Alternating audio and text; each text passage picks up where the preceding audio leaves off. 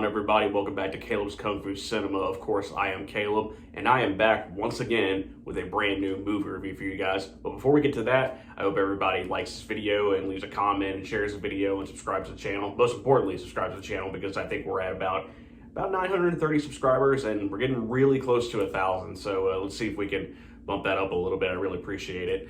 And of course, click the link tree down in the description so you guys can check out the Retired Caleb's Kung Fu Cinema podcast and follow me on social media and all that good stuff. We say it here all the time on YouTube, but that sort of thing really does help.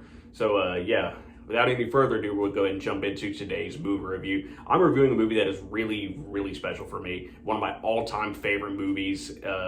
Not just in Asian cinema or in martial arts cinema, really just one of my favorite movies in general of all time, and really excited to talk about it today. And I think a lot of people out there will appreciate this movie as well, and hopefully some of the things I say aren't considered too much of a hot take or anything like that. But yeah, what movie am I talking about? I am talking about Drunken Master 2, Hell to the Yes, a masterpiece of a movie from the king of kung fu movies. For me, at least, he's the king, Jackie Chan. But yeah, Drunken Master 2, I cannot wait to jump into this, and I can't wait to hear what everybody else has to say about it. So yeah, Drunken Master 2, God, it's such an amazing movie. It was released in 1994, I think. Yeah, 94. So yeah, 1994 movie, directed by Lau Kar-leung, as well as Jackie Chan, which we'll get into that whole thing in a little bit as we dive into the movie. But of course, Jackie Chan stars in this movie as the legendary Chinese folk hero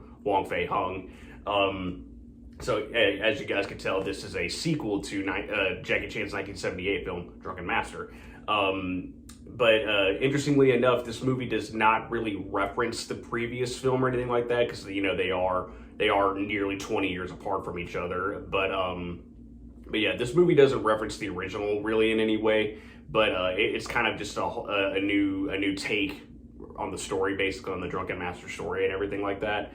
But boy, I have to say, do they absolutely nail it in this. So in the film, Jackie Chan again plays Wong Fei-hung, and on a trip back home, he gets roped into I'll say a scheme where these British aristocrats are trying to I don't know if aristocrats is the right word to use, but that's just the word that popped into my head. But yeah, they are trying to smuggle a lot of Chinese artifacts and sell them for high prices and stuff like that. And Jackie's character, Wong Fei-hung, gets kind of roped into this when he meets Lau Kar-leung's character.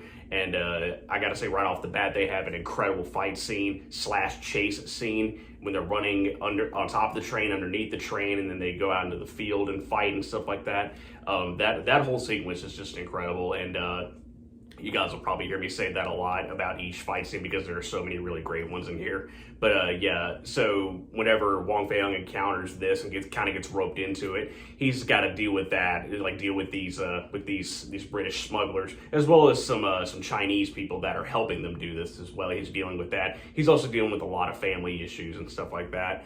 But as the movie goes, we see, there are times throughout the movie where Wong Fei-hung is trying to not use the drunken boxing style, because anybody who's seen this movie and seen like other drunken kung fu type movies knows that type of fighting style can really take its toll on the practitioner, because they have to they got to drink a lot in order to fight well and stuff like that. So that's also kind of another factor in this movie, because Wong Fei-hung's father, Wong Kei-ying, who's played wonderfully in this movie by T. Long, he's also very much against Wong Fei-hung using drunken boxing and stuff like that. And there's a really great scene between father and son, where they're arguing over using the style and stuff like that. And of course, Wong Fei-hung's in the scene, Wong Fei-hung's character is drunk, and there are a few things about that scene that are funny, but there's also some stuff that's kind of in poor taste, which we'll get to that in a little bit. But overall, I still really like that scene. But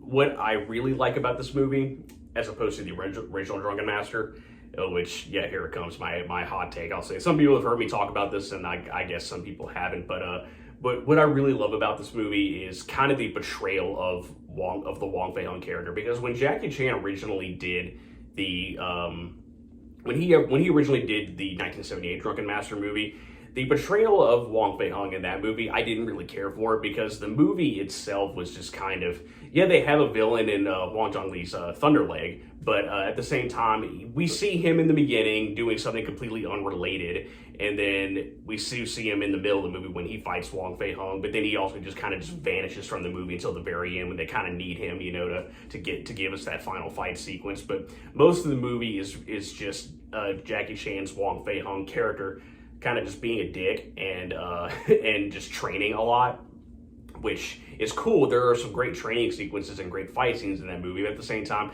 I didn't really care for the Wong Fei-hung portrayal in that movie. The movie just it's not one of my favorite Jackie Chan movies, and I've always thought it was kind of strange how it's one of those movies that is held in such high regard. Yeah, it is great. I'm not taking anything away. I'm not taking like that away from it, but it's I always just thought it was kind of strange how it's held in such high regard, and so many consider it to be Jackie Chan's best movie ever and stuff like that. Personally, I disagree. I think Drunken Master 2 is a far superior film, and yes, I will die on that hill. But yeah, anyway, back to Drunken Master 2.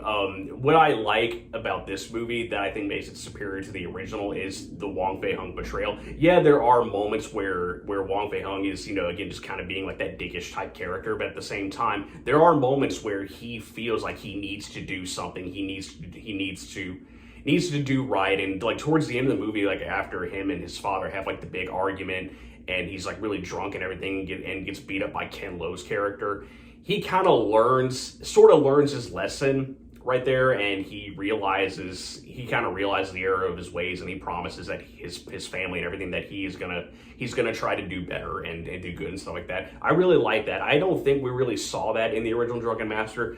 Granted, it has been a little while since I've seen it, and so I may just be forgetting certain moments, but I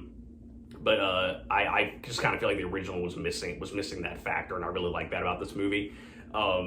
But with that aside, we got to talk more about these fight scenes. Drunken Master 2 has so many incredible fight scenes. I mentioned the one with the train whenever he meets Lau Kar-leung's character at first, but there's also so many other really great ones. One of my favorites being the restaurant fight with the bamboo staff and everything like that, and the huge number of Axe Gang members and stuff like that. That whole scene is just incredible. It's one of my favorite fight scenes. I watched that many times, like throughout my day and stuff like that. It's such a great fight scene. But there's also there's also a lot of other really great ones, like the like Wong Fei-hung fighting in the market, which is when he gets really drunk and fights everybody, and that's what kind of leads into his argument with his father, and then every other thing that I just mentioned. But we also have to talk about the big final fight scene between Wong Fei-hung and Ken Lo's character, which I believe his character's name was John, if I remember correctly. But that whole fight scene, everybody knows that fight scene. It got really rave reviews. I know Roger Ebert was really crazy about that fight scene, which rightfully so, because that fight scene is just incredible. It's one of the greatest fight scenes ever, in my opinion. Jackie and Ken Lo did such an incredible job, and from if I remember correctly, that whole fight sequence, like just that one sequence, took like 4 months to film. And because Jackie was such a perfectionist, and I guess this can kind of be my segue into some of the interesting and kind of polarizing things that happened with this movie. The biggest thing being the disagreements between Lau Kar-leung and Jackie Chan. Lau Kar-leung was originally the director of this movie, and I want to say probably halfway through production, him and Jackie Chan just weren't seeing eye to eye anymore, and Lau Kar-leung basically left production, and Jackie Chan took over the directorial efforts and stuff like that. And the disagreements really stemmed from the way that each person wanted to do the fights. Since Lau Kar-leung had his way of wanting to do fights, Jackie had his way of wanting to do it. Jackie wanted the fight scenes to be, I guess a little more realistic would be the way to say it. They wanted to be like more bare bones, more down and dirty fight scenes and stuff like that. Lau Kar-leung had a different idea. I think he wanted to use more effects, more wires and stuff like that, and they just didn't see eye to eye on it. Eventually they split apart, and Jackie just took over the production, Drunken Master 2. And personally, I think I don't really want to say it was for the better. I do love the way the movie turned out. Like, this movie is almost perfect for me. but at the same time, it does kind of make you wonder what the movie would have been like had Lau Kar-leung had his way and stayed with the production and everything. It makes you wonder what the movie would have ended up being like, and it's definitely a